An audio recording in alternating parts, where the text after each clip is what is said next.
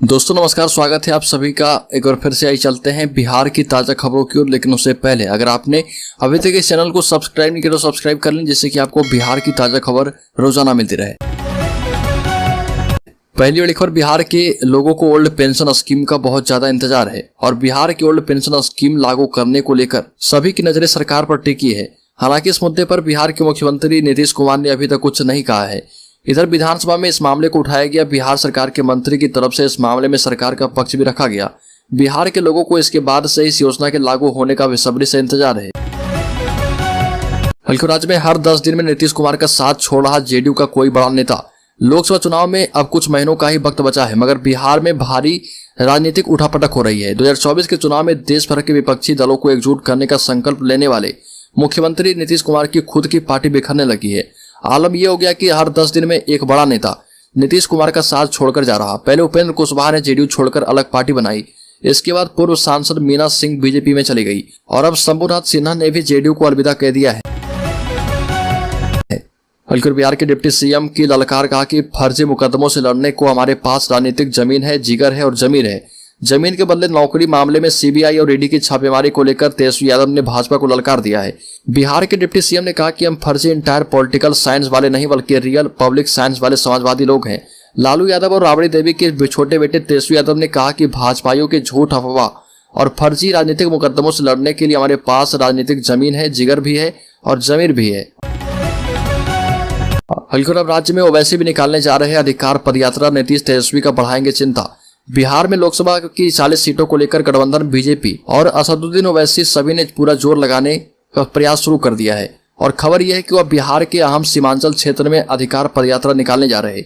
माना जा रहा है कि ओवैसी की यह पहल बिहार के मुख्यमंत्री नीतीश कुमार और डिप्टी सीएम तेजस्वी यादव की चिंताएं बढ़ा सकती है। हल्के बिहार में बीजेपी ने तेजस्वी यादव से मांगा इस्तीफा। राजद ने ईडी सीबीआई की जांच रोकने के लिए बिल पेश करने की मांग की। जमीन के बदले नौकरी मामले में लालू परिवार के खिलाफ सीबीआई और ईडी की जांच के बीच बिहार विधानसभा में पक्ष विपक्ष का हंगामा जारी है और भाजपा तेजस्वी यादव से इस्तीफे की मांग कर रही है। वहीं नेता प्रतिपक्ष विजय कुमार सिन्हा ने सीएम नीतीश पर अपराधियों और भ्रष्टाचारियों का मनोबल बढ़ाने का आरोप लगाया। वहीं राजद ने केंद्रीय एजेंसी सीबीआई, ईडी और आयकर की जांच रोकने के लिए सदन में बिल पेश करने की मांग की है।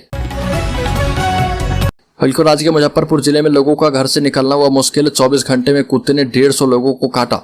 बिहार के मुजफ्फरपुर जिले में पिछले 24 घंटे में कुत्ते के काटने के 150 मामले सामने आए और इससे शहर में चारों ओर दहशत का माहौल है। और जहां 100 पीड़ित सदर अस्पताल में एंटी रेबीज का टीका लेने गए, वहीं Shri Krishna medical college and hospital SKMCH में 50 नए मरीज मिले हैं। हल्के बिहार में जमीन की दाखिल खारिज अपील का मामला। ऑनलाइन आवेदन देने के लिए समय सीमा खत्म। बिहार में दाखिल खारिज अपील के मामलों में ऑनलाइन आवेदन देने के लिए 2006-7 की समय सीमा खत्म कर दी गई है। अब उससे पहले के पुराने मामलों में भी भूमि सुधार उप समाहर्ता कोर्ट में अपील दायर किया जा सकता है। इसके लिए सॉफ्टवेयर में जरूरी संशोधन कर दिया गया है। राजस्व एवं भूमि सुधार विभाग के सचिव जय सिंह ने इससे संबंधित एक पत्र सभी समाहर्ताओं को लिखा है।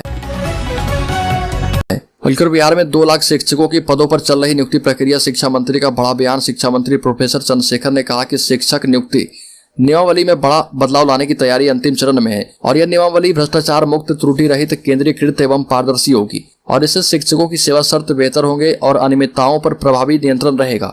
शिक्षा विभाग में 2 लाख से अधिक पदों पर नियुक्ति प्रक्रिया चल रही है। वर्ष 2023-24 में प्रारंभिक विद्यालय में लगभग 80,000 शिक्षकों, 6500 शारीरिक शिक्षक एवं स्वास्थ्य अनुदेशक नियुक्त होंगे।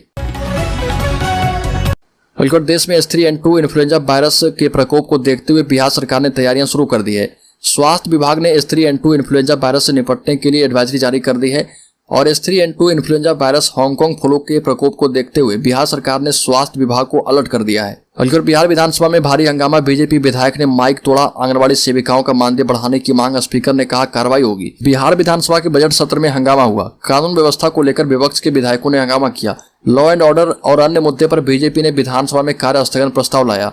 आंगनबाड़ी सेविकाओं का मानदेय बढ़ाने की मांग को लेकर जबरदस्त हंगामा हुआ और भाजपा विधायक लखेंद्र पासवान ने हंगामा करते हुए माइक तोड़ दिया, जिस पर विधानसभा अध्यक्ष ने कहा कि इस पर कार्रवाई होगी। लखेंद्र पासवान पातेपुर से बीजेपी के विधायक हैं। हल्के बिहार सरकार ने केंद्र से किया अनुरोध। उड़ान स्कीम में हवाई अड्डों को शामिल करने के लिए केंद्र को भेजा प्रस्ताव। रीजनल कनेक्टिविटी स्कीम उड़ान में भागलपुर हवाई अड्डों को शामिल करने के लिए बिहार सरकार ने केंद्र सरकार को एक बार फिर से प्रस्ताव भेजा है। हालांकि इससे पहले भी बिहार सरकार ने केंद्र सरकार से अनुरोध किया था और ये जानकारी मंत्रिमंडल सचिवालय एवं नागर विमानन विभाग की ओर से विधायक अजीत शर्मा को दी गई। विधायक अजीत शर्मा ने इस संबंध में बिहार विधानसभा के सत्र में सवाल पूछे थे और इसका जवाब विभाग की ओर से दिया गया है। विधायक ने इस संबंध में 4 सवाल पूछे थे। हल्कर लालू यादव एवं उनके करीबियों पर सीबीआई एवं ईडी की रेड के बाद बिहार में बयानबाजी तेज हो गई है। इसको लेकर भागलपुर सांसद अजय मंडल ने भाजपा पर जमकर निशाना साधा और कहा कि जो भाजपा की वॉशिंग मशीन में नहीं आ रहे उन्हें जमकर धोया जा रहा। बयान देते हुए कहा कि जांच की सभी संस्था अन्य लोगों के लिए स्वतंत्र है, लेकिन भाजपा वालों के लिए तो मुट्ठी में है। ये सभी एजेंसी भाजपा के इशारों में नहीं बल्कि उसके नीचे काम करती है, इसलिए छापेमारी हो रही है। अगर अकुत संपत्ति थी तो पहले ही जांच क्यों नहीं की गई। बल्कि राज्य के मुजफ्फरपुर जिले में कमरा मोहल्ला के चर्चित शिया मौलाना काजिम सबीबी को गिरफ्तार किया गया है। मौलाना सबीबी कमरा मोहल्ला के मैदान में शिया महासम्मेलन करने की तैयारी में थे, लेकिन मुजफ्फरपुर प्रशासन ने उन्हें इस सम्मेलन की इजाजत नहीं दी थी। पुलिस का मानना था कि इस सम्मेलन के जरिए वह लोगों को भड़काकर माहौल खराब करने की कोशिश कर सकते हैं। मौलाना सबीबी का इससे पहले भी कई वीडियो सामने आया था जिसमें वो पुलिस को चैलेंज करते हुए दिखाई दे रहे थे। उद्योग लगाने के लिए जमीन पर रेलवे का कब्जा उद्यमियों के लिए घातक सिद्ध हो रहा। बिहार औद्योगिक क्षेत्र विकास प्राधिकार बियाडा के मुजफ्फरपुर के बेला स्थित औद्योगिक क्षेत्र की जमीन रेलवे ने कब्जा कर रखा है और इसे जल्द खाली कराया जाएगा। उद्योग विभाग ने रेलवे के यत्र तत्र बिखरे हुए सामान को हटाकर उसे खाली कराने का निर्णय किया है ताकि भूमि आवंटन की मांग करने वाले उद्यमियों को खाली भूमि आवंटित की जा पाए। उद्योग विभाग के प्रधान सचिव संदीप पौंडरिक ने बियाडा की भूमि आवंटन प्रक्रिया की समीक्षा के क्रम में मुजफ्फरपुर स्थित भूमि को खाली कराने का निर्देश दिया है। पटना में परिवहन कॉम्प्लेक्स 95% बनकर तैयार, लेकिन अभी इसके चालू होने पर संशय। पटना के फुलवारी शरीफ में परिवहन विभाग का नया बस टर्मिनल बनाने का काम अंतिम चरण में है। भवन निर्माण विभाग इस नए बस टर्मिनल को बना रहा। नए बस टर्मिनल से जहां बसों की आवाजाही होगी, वहीं परिवहन से जुड़े सारे कामकाज और दफ्तर को भी राजधानी के अलग अलग हिस्सों से यहां पर शिफ्ट किया जाएगा, इसलिए इसे परिवहन कॉम्प्लेक्स भी नाम दिया गया है। यहाँ बस स्टैंड के साथ ही दफ्तरों के भवन और अधिकारियों एवं कर्मियों के रहने के लिए फ्लैट्स भी तैयार किए जा रहे हैं, लेकिन अभी यहां से बसों की शुरुआत होने में थोड़ा वक्त लगेगा। बिहार के पास मार्च 2025 तक होगी 29% सरप्लस बिजली, खुले बाजार में बेच पाएगी कंपनी। कभी बिजली की किल्लत झेलने वाले बिहार में मार्च 2025 तक आवश्यकता से करीब 29% अधिक सरप्लस बिजली उपलब्ध रहेगी। सूबे की बिजली आपूर्ति कंपनियां इस्तेमाल के बाद बची शेष बिजली को खुले बाजार में बेचकर अलग से राजस्व प्राप्त कर पाएगी। ऊर्जा विभाग के मुताबिक 2020-21 में सूबे में बिजली की पीक सप्लाई पीक डिमांड के मुकाबले 67 मेगावाट कम थी। उपेंद्र कुशवाहा नालंदा से करेंगे विरासत बचाओ यात्रा, नमन यात्रा के दूसरे चरण की शुरुआत।